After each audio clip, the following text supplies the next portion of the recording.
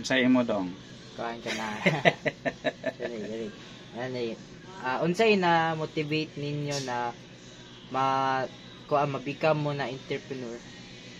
Unsay naka-motivate sa mua na mahimo ming entrepreneur? Oo.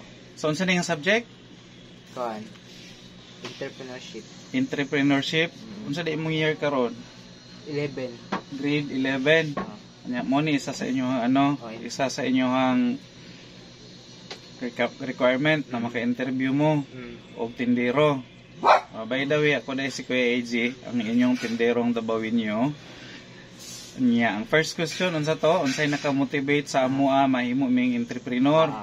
Well, aside sa nag-eskwela si Kuya AJ, ako ang isa sa akong major being Bachelor of Science in Education. Ako major is Livelihood and Entrepreneurship. So isa po siya sa mga nakamotivate sa kuan na magnegosyo na lang po mi kay tungod sa ako ang kurso. Isa pa po, that time katong nagtrabaho ko is kulang jud ang akong sweldo. Kulang para sa akong pamilya, sa akong isa ka anak, sa akong isa ka asawa. So naka-decide mi na mag-put up og tindahan nga gamay. Oto nakapa-start na motivate pod mi nga mahimo jung negosyante or entrepreneur. Tapos isa.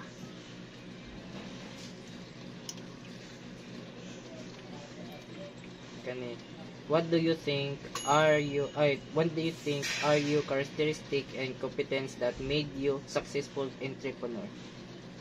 Unsa ako ang mga characteristics na success mo sa entrepreneur. Okay. Sa negosyo o sa pagiging entrepreneur, kinahanglan na nakay determination, nakay passion. Determination meaning gusto gyud ka mo success imong business. Passion kailangan love nimo imong ginabuhat, kay kung dili nimo love imong ginabuhat, kunyari nag-engage mi ani sari-sari store, love na mo among gibuhat nga maninda.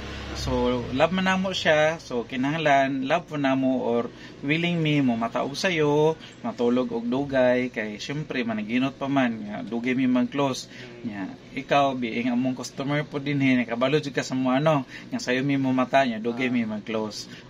Buotan pod mi sa mga customers namo para mahimong successful ang mo negosyo. Tapos last na dayon. Tulo ra man gud. Sige.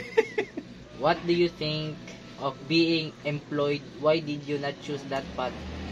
Kanang wala nimo gipili mahimong employee. Nindot imong question. Kay kabalo man kano na nag-LBC ko sa una, trabaho mo ko LBC, so employee ko before. Mao bitaw nga naay butang nga diskarte or diploma. Sa man ka gusto katong maka-graduate ka, magkaroon ka og trabaho or magnegosyo ka.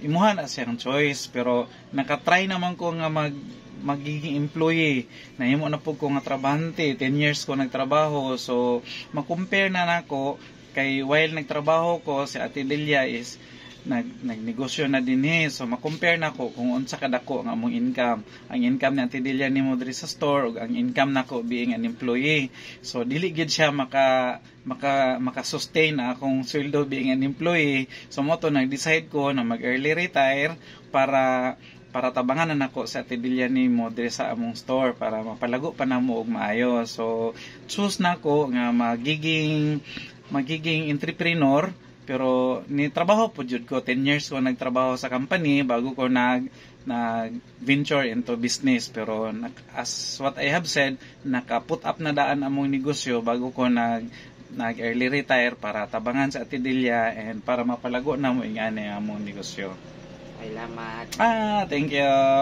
I hope na makatabang to mga inputs ni Kuya Dodo sa imuha ni Kuya AJ. Nara si Ipoy guys.